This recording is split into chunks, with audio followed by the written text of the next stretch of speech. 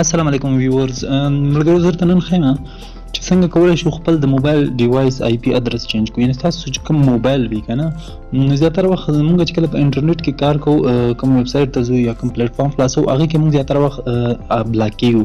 چې کله تاسو خپل موبایل بلاک شي بیا تاسو نشئ کولی چې هغه ځای ته اکسس وکئ. یعنې په انټرنیټ کې بیا تاسو هلته نشئ تللی، هغه ویب سایټ یا په هغه پلیټ فارم هر څه چې وي نو هغه ځای ته تاسو بیا اکسس نشئ کولی ځکه چې زموږ د موبایل چې کوم ډیوایس وي د هغه آی پي هلته بلاک شوي وي. نو چې کله ستاسو آی پي بلاک شي هغه ځای ته تاسو اکسس نشئ کولی په انټرنیټ کې بیا نشئ تللی. نو همدې خاطر نن تاسو ته ښیم چې خپل د موبایل ډیوایس آی پي ادرس څنګه ور چینج کړو. نو چې کله تاسو بیا هلته بلاک شئ نو کولی شئ خپل د موبایل آی پي ادرس په دې طریقه سره چینج کړئ چې کله مو آی پي ادرس چینج کړو نو بیا کولی شئ چې هلته اکسس وکړئ او لاړ شئ. نو ګورئ تاسو ته خپل د موبایل ډیوایس اول آی پي ښیم. اباوټ فون ته راغلم، اباوټ فون چې خلاص کړم دلته د زه ګورم سټیټس کې ګورم. سټیټس کې دلته زموږ د موبایل آی پي ادرس وي، دا ګورئ تاسو آی پي ادرس. نو دلته تاسو اول دلته زما د موبایل آی پي ادرس ګورئ دا ده ښه، تاسو کتلی شئ دلته دا ادرس ته دا اوس چینج کوم. دا ځان سره یاد ولرئ چې بیا ونه وایئ چې چینج نه شولو. نو کتلی شئ اخره کې 40 صحیح ده. نو اوس ځو او خپل دغه آی پي ادرس چینج کوو. د دې دپاره ملګرو موږ سره یو اپلیکیشن دی ډېر مهم دی چې ټوټل 1.5 MB سایز لري، ډېر زیات نه ده. هغه اپلیکیشن دا دی صحیح ده ملګرو، آی پي چینجر.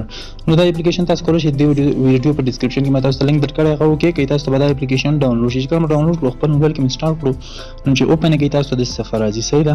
دلته به دلته موږ اوکې وکړو ځکه چې وایي اپډیټ راغلی نو مشکل نشته، ما اوکې کړ. کورنټ آی پي یعنې ستاسو د موبایل اوسنۍ آی پي کومه ده دا ګورئ سکرین کې تاسو ته درکړي چې کورنټ آی پي دا ده.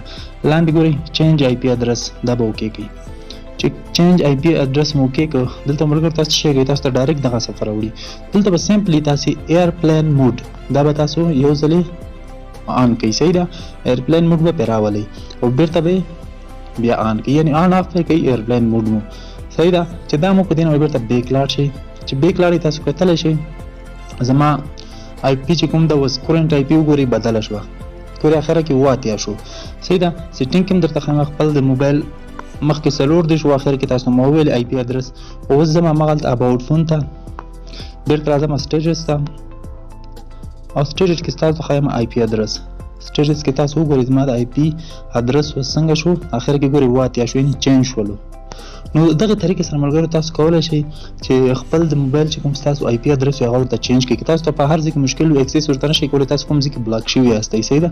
نو بیا کولی شئ په دې طریقې سره خپل ادرس آی پي چې کوم ده هغه ورته چینج کړئ. که غواړئ چې بېرته خپل آی پي مو راشي نو اپلیکیشن لرې کړئ او هلته هم تاسو کولی شئ چې بېرته خپل آی پي ادرس ته لاسرسی ولرئ صحیح ده ملګرو. نو دغه طریقه ما تاسو سره نن شیر کړله، امید لرم ویډیو مو خوښ شوی وي. حتما یې لایک کړئ، خپل ملګرو سره شیر کړئ. نو مشکل وي کمنټ وي. تر بل ویډیو پورې ښه وخت ولرئ. خدای په امان.